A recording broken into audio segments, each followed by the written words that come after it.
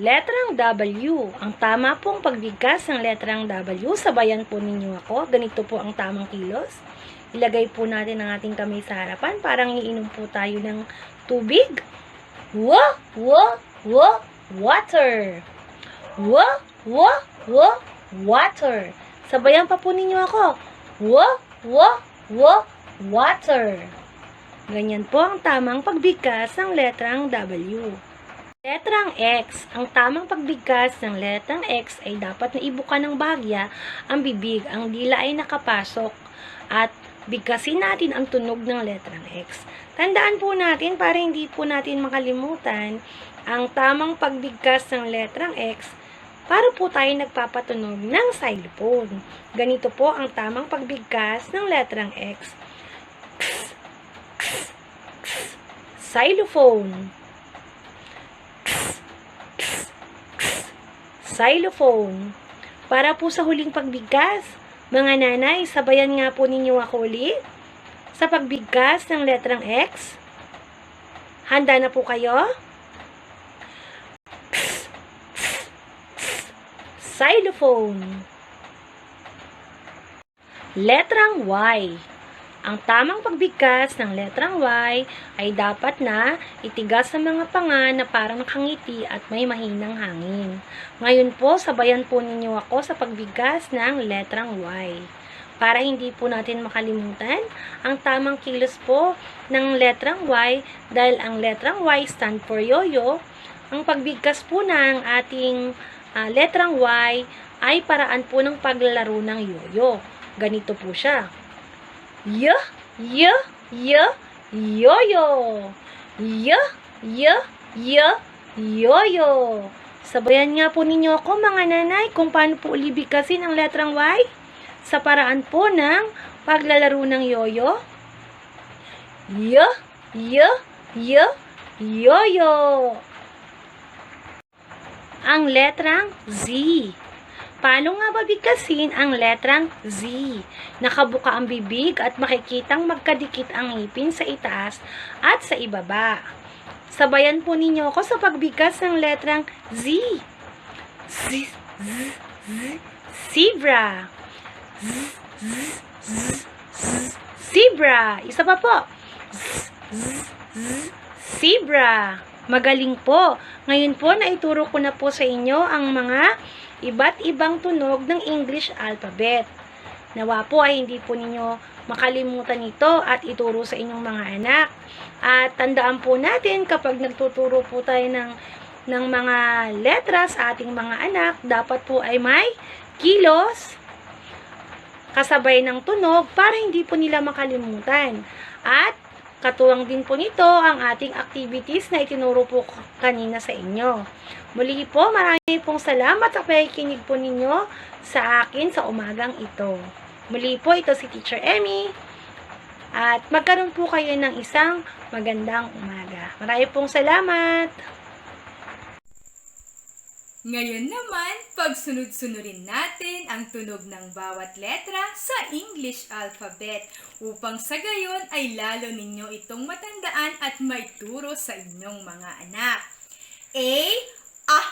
Avocado. Avocado. Ball. Ball. Cake. Cake. Dog. Dog. Egg. Egg.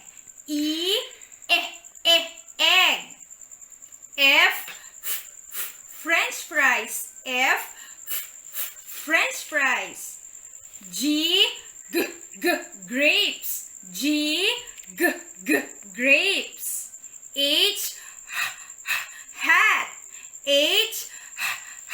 Hat. Hat. Ink. Ink.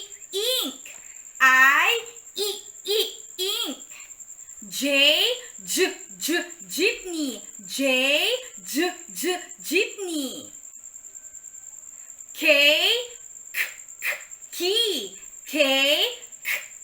Key.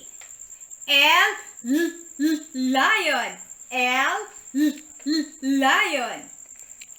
M, monkey. M, monkey. N, nose. N, nose. O, onion. O, onion. P,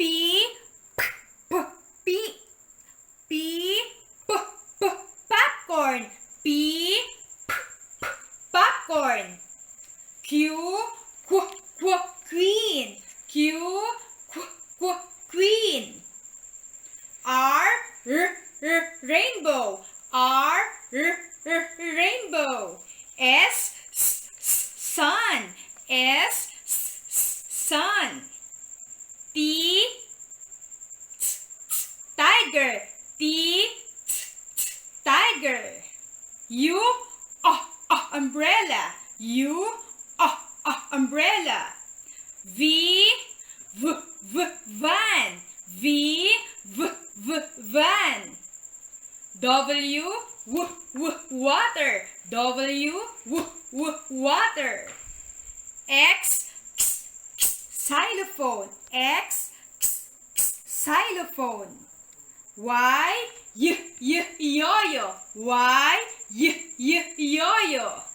Z, zebra. Z, zebra.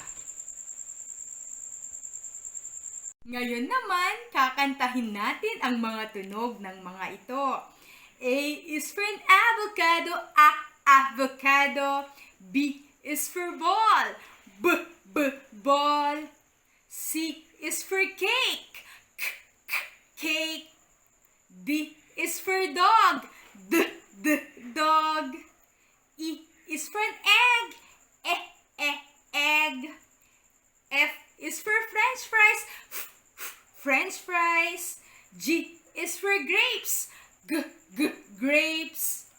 H is for hat, hat. I is for an ink, ink.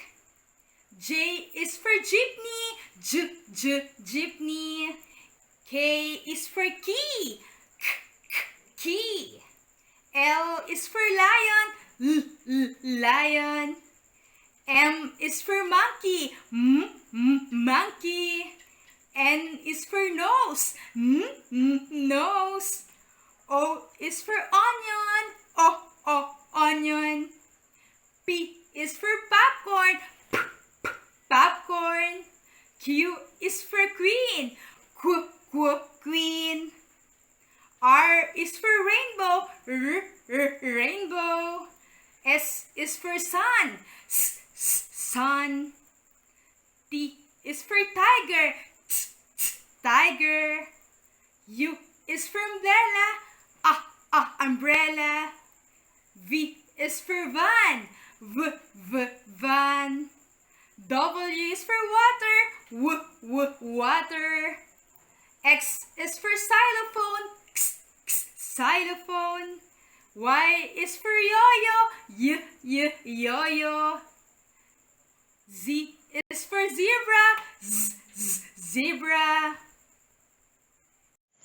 Ating tunghayan ang pagpapakitang turo ni Ginang Maribel Tumambak at kanyang anak na si Tomas Gabriel Tumambak.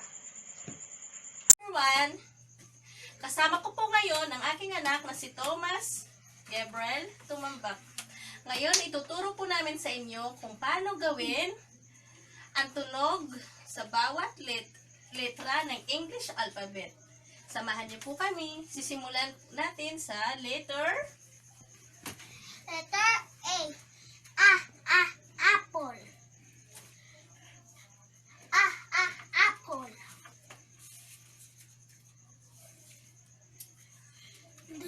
B. Bola. Bola.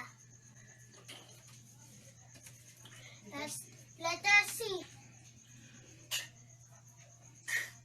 Cake. Cake. Letter D. Dog. Dog. Letter E. Egg. Egg. Egg. Egg. Egg. Egg. Egg. Letter F. Fish. Fish. Letter D. Grips. Grips. Letter H.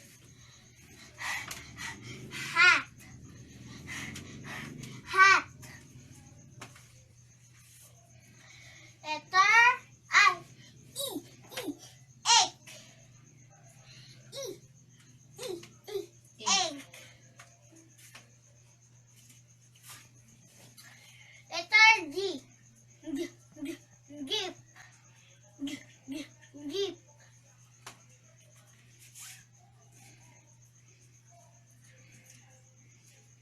Letter K. K. K.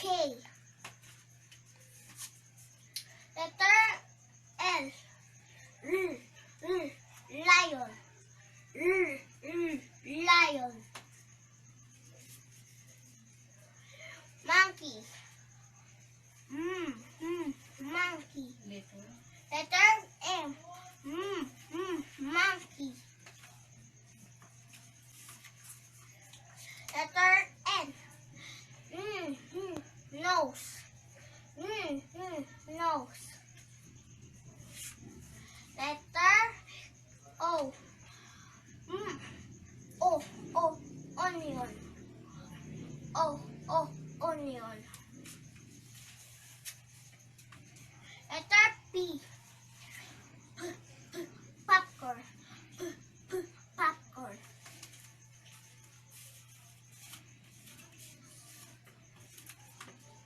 Letter Q. Queen. Queen. Letter R. Letter Rainbow. Rainbow. Letter S. Sun. Sun. Letter T. Tiger. Tiger. Letter U. Umbrella. Umbrella. Letter V. Van. Van. Letter W. Water. Water. Letter X. Cell phone. Cell phone. Letter Y. Yo-yo. Yo-yo. Letter Z. Zebra. Zebra.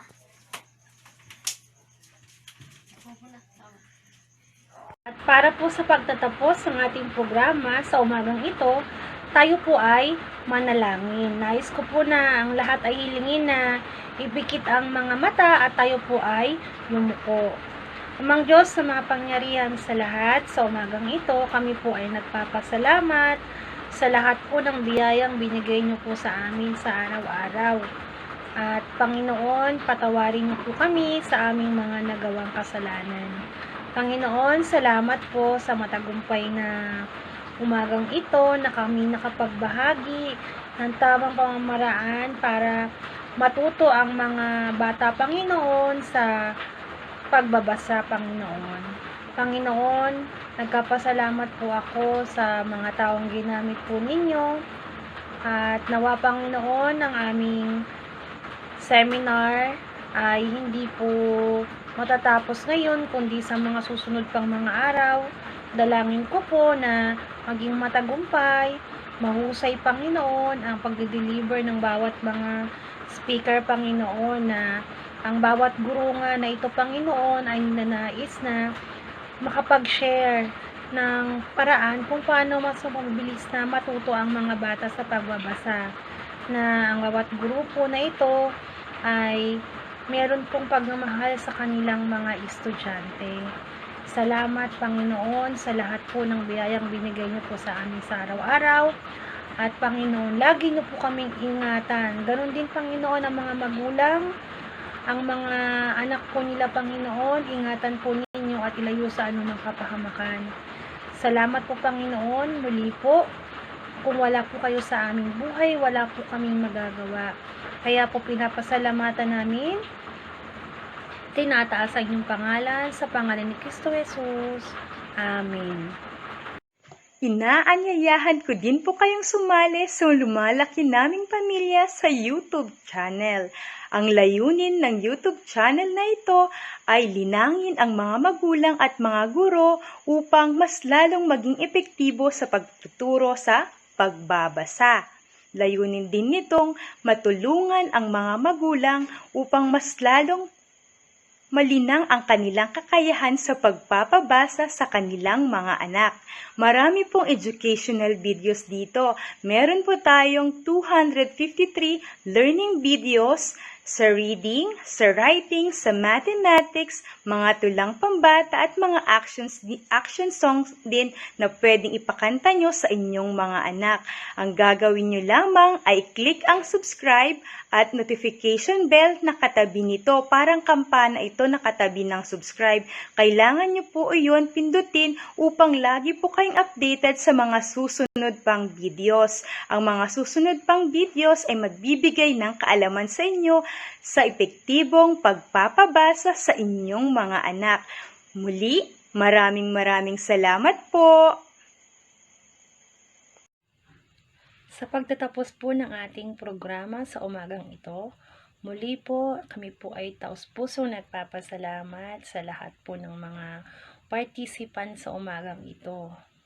Nawa po ay nakatulong kami sa inyo, lalo na po sa pagtuturo po sa inyong mga anak na kung paano po sila matutong bumasa.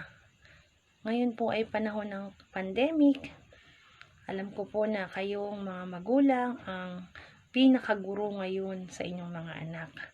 Nawa po ay maging useful po ang lahat ng tutunan po ninyo dito sa aming seminar. Pero hindi po dito nagtatapos ang aming virtual seminar kasi ito lang po ang pinakaunang araw. Meron pa po tayong 2 araw na kung saan iba-iba pong mga speaker din ang magtuturo po ng paraan kung paano mas napapabilis na matuto ang inyong mga anak sa pagbabasa. Kaya po inaanyayahan ko po kayong huwag kayong liliban at patuloy po na manood at mag-subscribe sa ating seminar. Maraming pong salamat!